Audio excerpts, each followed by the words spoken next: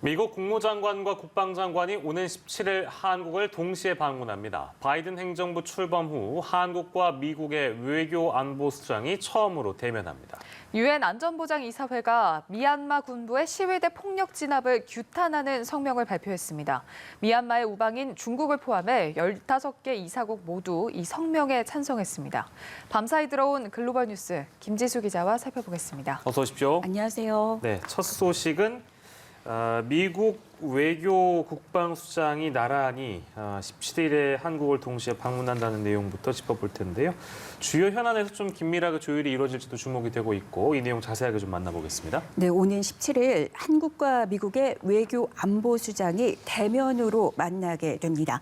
토니 블링컨 미 국무장관은 17일부터 18일까지 한국을 방문하고 로이드 오스틴 미 국방장관도 같은 날 함께 왔다가 19일 미국으로 떠납니다. 두 장관 모두 일본을 거쳐 방한하는 겁니다. 정의용 외교부 장관은 17일 블링컨 장관과 회담하고 한미 관계, 한반도 문제를 중심으로 의견을 교환할 예정입니다. 특히 바이든 행정부의 대북 정책 검토가 상당히 진행된 것으로 알려진 만큼 이번 회담에서 미국이 북핵 문제와 관련해 어떤 입장을 낼지 주목됩니다. 바이든 행정부가 여러 차례 강조해온 한미일 협력도 논의될 것으로 보입니다. 또 인도태평양 지역의 주요 동맹인 한국에 대해 미중 갈등과 관련한 협력을 요청할지도 관심사입니다. 미국과 일본, 인도, 호주 네 나라 협의체이자 반중 연대로 일컬어지는 쿼드 정상회의가 12일 열리는 만큼 한미 외교장관 회담에서 이에 대한 설명이 있을 수도 있습니다. 17일 한미 국방장관 회담에서는 한반도 안보 정세를 평가하고 한미 동맹 현안을 논의할 예정입니다. 이번 회담에서는 문재인 대통령의 공약인 전시작전 통제권 전환이 집중적으로 논의될 것으로 관측됩니다. 또 북한이 지난해 10월과 올해 1월 열병식을 통해 신형 대륙간 탄도미사일 ICBM을 공개한 상황에서 한미 간 공조 방안에 대한 논의도 이뤄질 것으로 보입니다. 가장 주목되는 건 두 장관의 방안을 계기로 18일 열릴 예정인 한미 외교 국방 장관 회의입니다. 2+2 회의로 불리는 외교 국방 장관 회의는 미국이 한국과 일본, 호주를 비롯한 소수의 핵심 동맹과 개최해온 것으로 한미 간에는 2016년 10월 열린 게 마지막입니다. 2+2 회의에서는 앞서 장관 회담에서 다룬 현안들을 논의할 것으로 보이는데 과거 회의에서는 북한 문제가 중요한 의제였습니다. 네, 그리고 다음 주에는 미국과 중국의 고위급 외교 당국자도 만나는데요. 이것도 바이든 행정부 들어서 첫 미중 고위급 회담이죠? 네, 미국과 중국의 고위급 외교 당국자 회의가 다음 주에 있습니다. 토니 블링컨 국무장관과 제이크 설리번 백악관 국가안보보좌관은 18일 미국 알래스카주에서 중국의 양재츠 공산당 외교 담당 정치국원과 왕이 중국 외교부장을 만나 현안을 논의합니다. 이날은 블링컨 국무장관이 로이드 국방장관과 함께 일본과 한국을 순방한 뒤 미국으로 돌아오는 날입니다. 첫 순방지로 중국의 이웃인 한국과 일본을 방문한 직후 중국 당국자와 회동하는 겁니다. 미국이 쿼드 정상회의와 함께 국무 국방장관과의 인도태평양 지역 순방으로 동맹과의 협력을 통해 중국에 대한 전열을 정비하는 동시에 중국과 대화에 나서는 셈입니다. 이번 회담은 바이든 대통령 취임 이후 미중 간 첫 고위급 대면 조촉입니다. 또 바이든 대통령이 트럼프 전 행정부에 이어 중국에 대한 강경한 기조를 이어갈 것을 밝힌 가운데 이뤄지는 것으로 관심을 끌고 있습니다. 바이든 대통령은 지난달 10일 취임 3주 만에 시진핑 주석과 처음으로 통화했습니다. 첫 통화는 2시간이나 진행됐고 양측이 핵심 이익을 놓고 설전을 벌였다는 평가까지 받았습니다.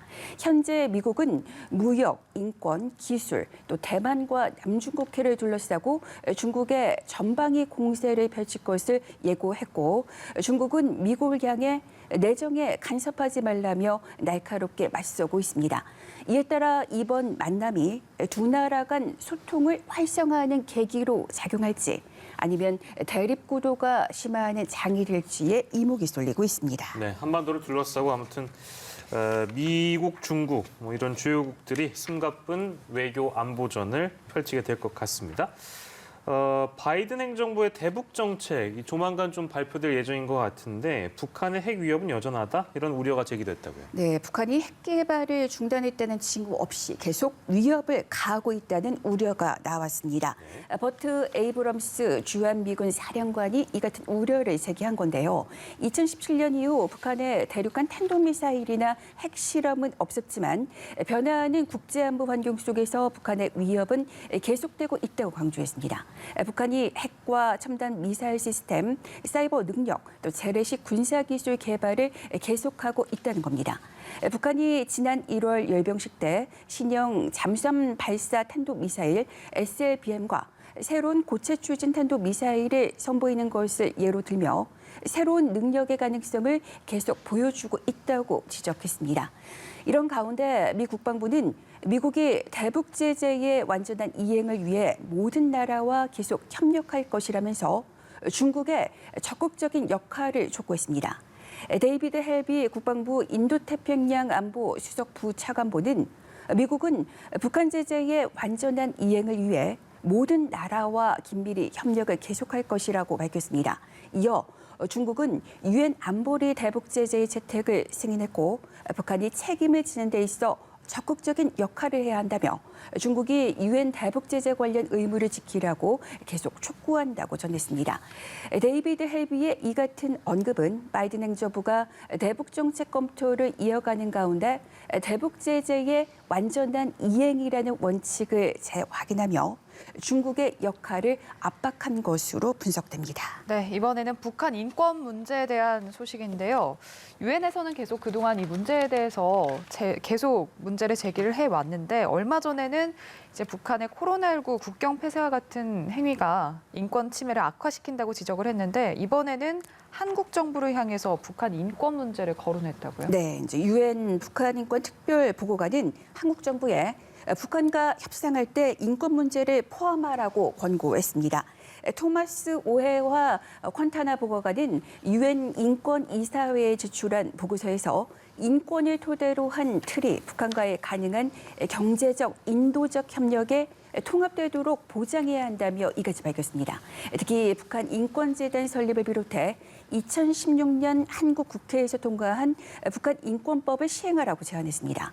북한에는 유엔 인권사무소와 보고관이 제기한 인권 침해를 인정하고 인권감시단과 국제인도주의 단체가 접근할 수 있도록 하라고 권유했습니다.